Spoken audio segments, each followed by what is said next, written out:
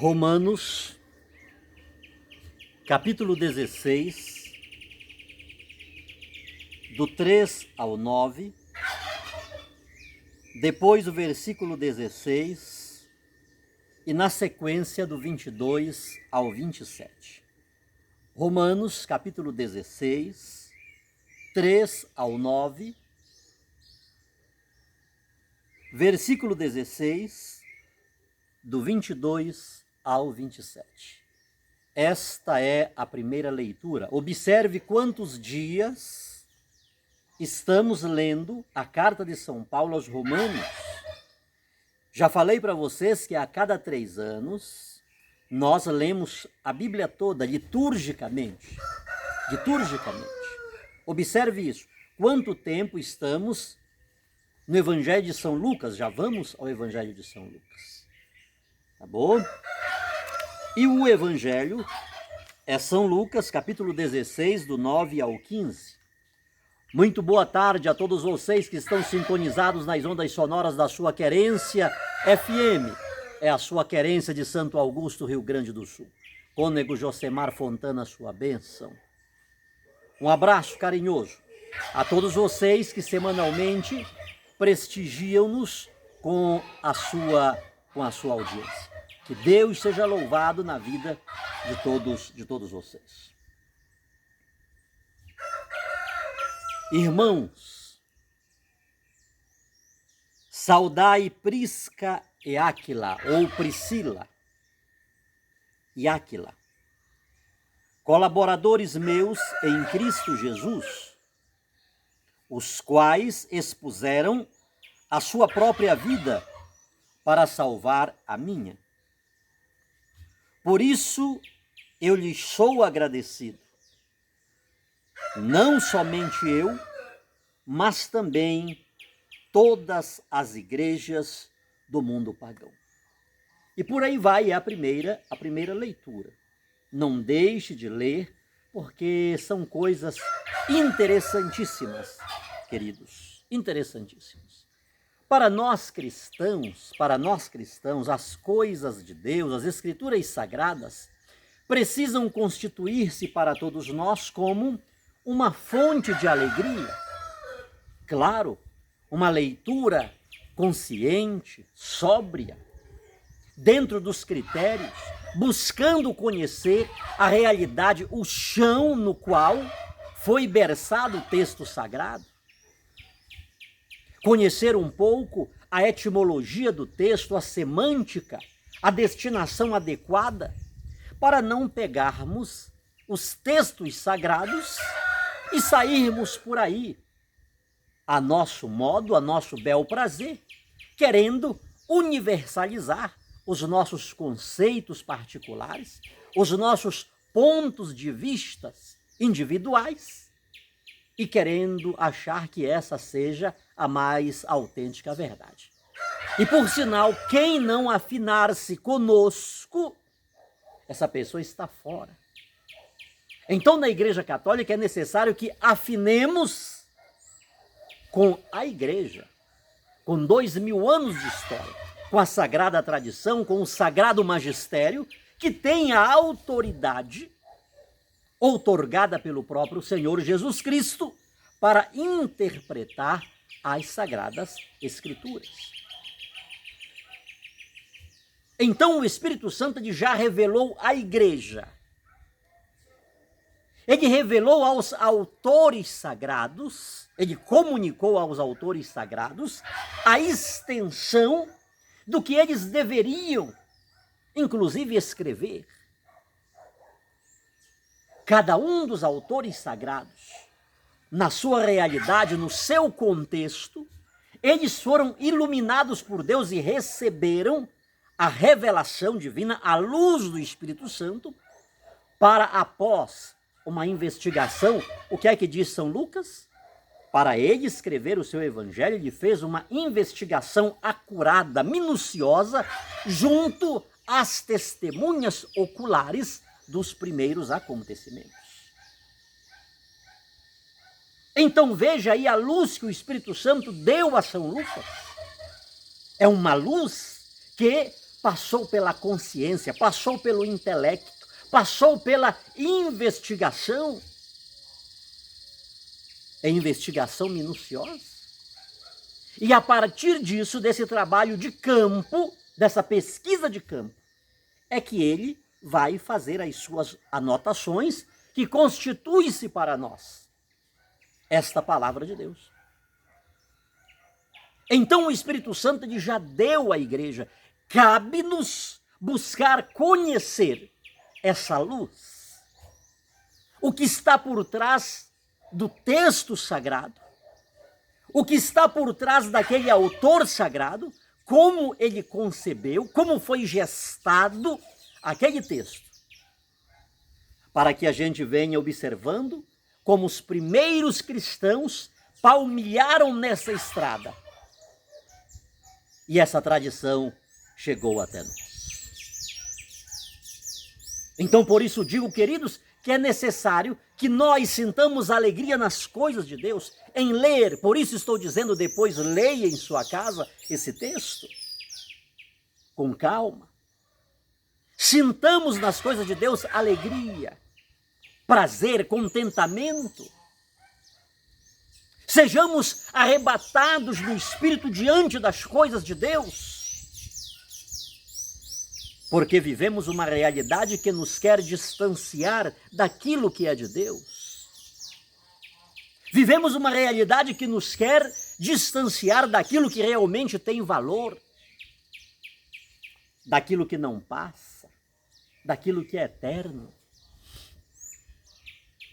Jesus é a palavra autêntica do Pai que encarnou-se, manifestou-se, revelou-se. E essa palavra foi vista com as faculdades visíveis do ser humano. Foi escutada, foi tocada.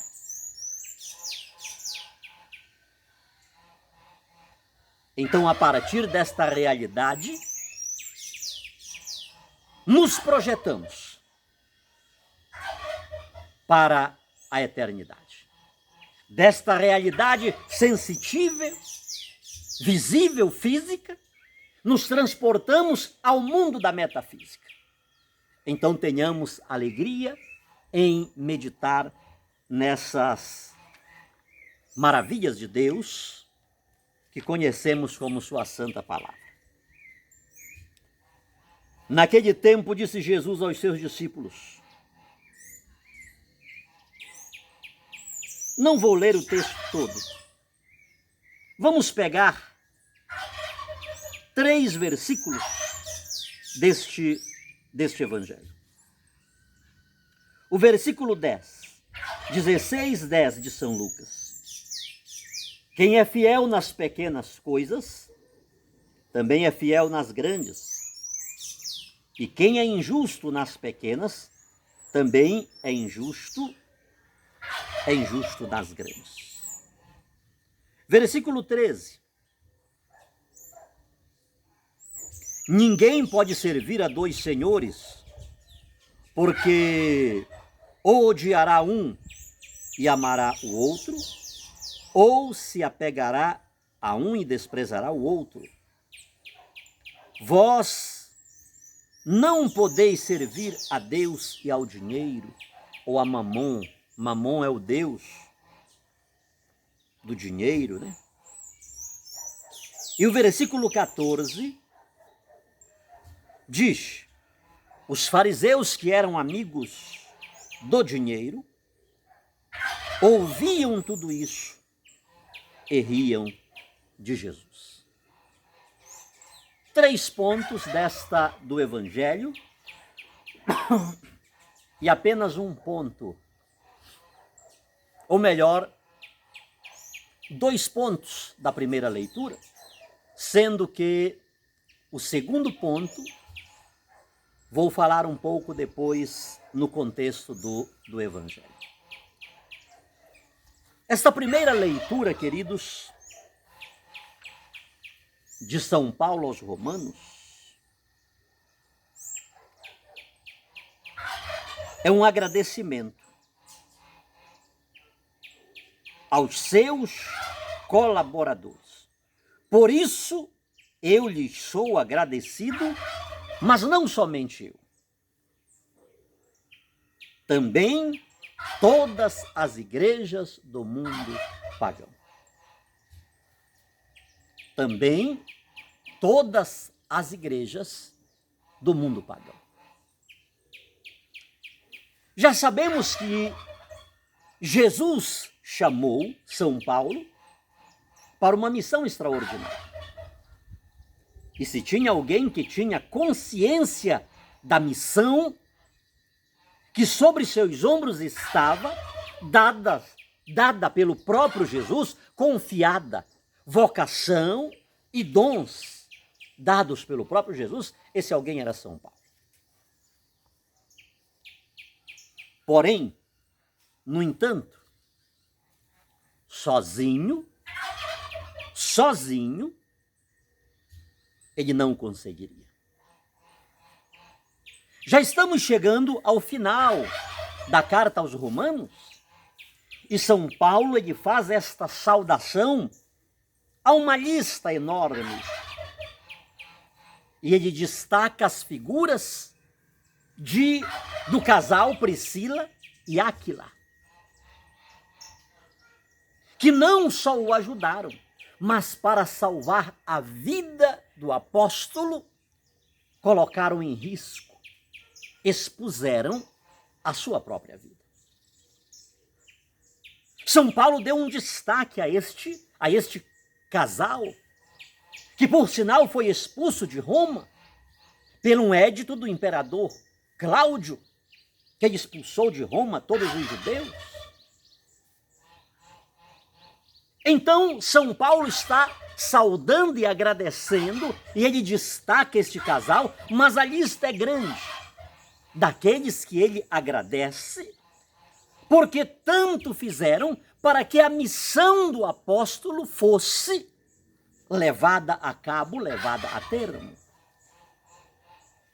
Isto aqui traz uma mensagem grande para nós. Por sinal, esta semana, dia 12 de novembro, nós anualmente vivemos aquele dia que é um pretexto para nos lembrarmos com mais afinco, para não deixar de lembrar, para recordar, para passar outra vez pelo coração aquelas pessoas que por nós passaram.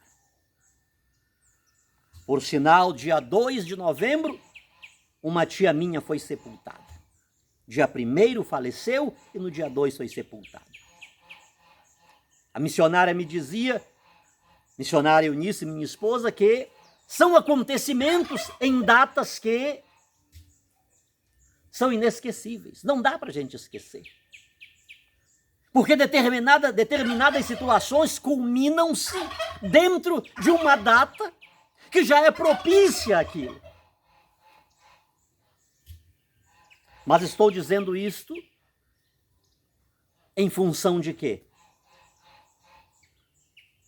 A quantas pessoas que já não estão mais neste plano precisamos ser gratos. Mas não vamos olhar muito para aquelas que já não estão neste plano. Olhemos aquelas que ainda aqui estão. Aquelas as quais ainda podemos dizer diretamente, olhando nos olhos: muito obrigado. Aquelas a quem podemos mandar um bilhete, o que já não é tão comum. Mas muito de nós não temos o conhecimento da profundidade do que significa a gente pegar um pedacinho de papel, desculpem-me, ainda que seja um pedaço de papel higiênico, escrito com a nossa própria letra. Mecanicamente, vulgarmente, rusticamente, com os erros da ortografia, da caligrafia. A hora que a gente guarda aquilo. Quantas pessoas têm guardados bilhetes, cartas, anotações que uma pessoa amada um dia lhe mandou? Um amigo, uma amiga? Quantas vezes aquela anotação constitui-se para nós uma ferramenta de estímulo para continuar. De repente, aí neste caso sim, alguém que já não está mais entre nós. Mas a gente lê aquele bilhete, bem ali eu coloquei uma foto do meu irmão Haroldo. Um banner, né? E eu estava olhando para ele, para aquela foto, né? O que ele diria para mim hoje? O que aquela foto diz para mim hoje? A pessoa que ele era. Foi descoberto que seu estômago estava 80% tomado por um câncer. Dentro de 1 ano e 4 meses, ele faleceu. Operou. E nesse período de 1 ano e 4 meses, ele subiu na fachada da casa da minha mãe para fazer o revestimento. Eu vim saber disso tempo depois. O que ele fez? Isso é igual aquele macaquinho sequinho. Estava com tudo tirado. E mesmo naquele sofrimento, fez aquele trabalho, revestiu toda a frente da casa da minha mãe. E eu, que considero-me forte, saudável, o que estou fazendo? Você entende, queridos, o quanto, inclusive aqueles que já se foram, eles são dignos da nossa gratidão? Porque mesmo já tendo ido, dizia o escritor chileno Pablo Neruda, os que vão ficam e os que ficam vão. Quanta gratidão podemos dar a alguém que mesmo já tendo ido ficou através de um bilhete, através de uma camisa, através de um par de calçados, através de um óculos. Mas quantas pessoas estão entre nós e que tanto já fizeram, que já expuseram a sua vida por nós. Quantos papais, quantas mamães. Inclusive há filhos e filhas hoje que têm vergonha do seu papai e da sua mãe, talvez por causa das marcas do tempo, talvez por causa de algumas cicatrizes que ele ou ela carregam estampados no seu semblante.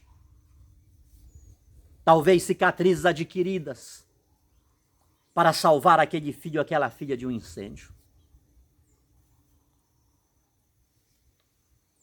Muitos perderam a consciência que se estão bonitos, formados, se hoje são alguém que são bajulados e bajuladas pela sociedade, é porque lá atrás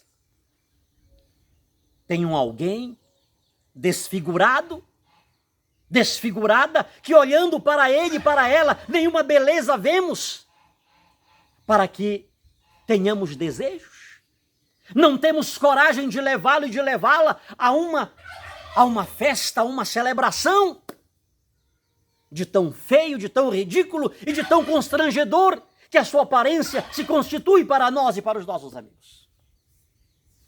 Mas muito de nós, se estamos do jeito que estamos, é por causa daquele, é por causa daquela, que hoje para nós se constitui uma causa de vergonha. E São Paulo, ele está dizendo, obrigado. Obrigado a vocês que sacrificaram-se por mim, sem que eu lhes fosse parente. Não temos o mesmo sangue, não somos da mesma família. E mesmo assim, expuseram a vida de vocês para salvar a minha. Que lição, queridos? Que lição está aqui para nós hoje? Como seriam as nossas comunidades se o obrigado aparecesse com mais evidência, com mais força, com mais vitalidade? Se não nos esquecêssemos daqueles que nos socorrem, que nos abraçam e nos abraçam apertado em determinados momentos da nossa vida, da nossa existência. Ah, como tudo seria diferente, como tudo seria melhor, como o Espírito Santo reinaria entre nós sem que determinadas apelações fossem necessárias, para que através delas alguém possa dizer, isto aqui é um agir e um mover do Espírito Santo. E o Espírito Santo, como Deus que é tão simples, ele vem no obrigado, ele vem no olhar sincero, ele vem num abraço afetuoso, ele vem num agradecimento fraterno, ele vem num olhar que muitas das vezes exclui as palavras.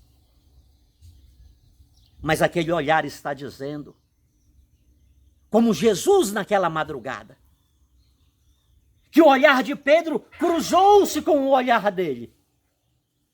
Depois da negação, Jesus não disse uma palavra, mas o olhar de Jesus disse tudo que Pedro precisava ouvir naquela hora.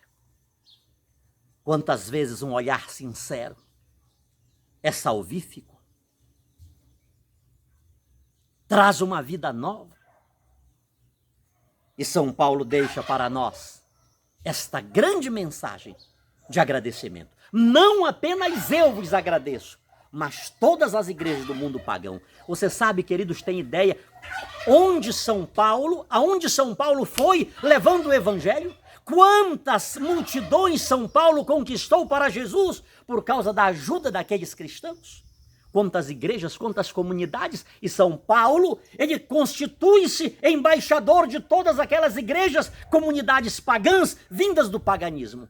E diz, não apenas eu, todos aqueles que conheceram Jesus, por meio da minha pregação, que vocês ajudaram. Vocês me deram recursos. E só para terminar, queridos, o tempo já foi embora, perdoe-me. São Paulo, o Evangelho está dizendo para nós que devemos ser fiel nas coisas poucas, porque a fidelidade nas coisas poucas projeta-nos para as coisas grandes, para as muitas coisas. São Paulo, ele ganhou donativos, fizeram arrecadações e ele fez arrecadação para ajudar os pobres de Jerusalém. Mas ele pôde dizer, eu não tenho do que me envergonhar. Eu fui fiel naquilo que deram-me. Eu fui fiel naquilo que proveram para que eu realizasse a missão. Eu não esbanjei. Eu não usei para minha glória, para minha ostentação. Não! Eu usei na obra do Senhor. E é o que Jesus diz para nós no Evangelho. Quem é fiel no pouco, é fiel no muito. Maria Santíssima foi essa grande dispenseira que foi fiel a Deus. Ela recebeu muito. Ninguém recebeu tanto que ela recebeu, porque ela recebeu o próprio Deus. E ela foi fiel. Desça sobre todos nós a bênção desse Deus Todo-Poderoso, que é Pai, Filho e Espírito Santo. Amém.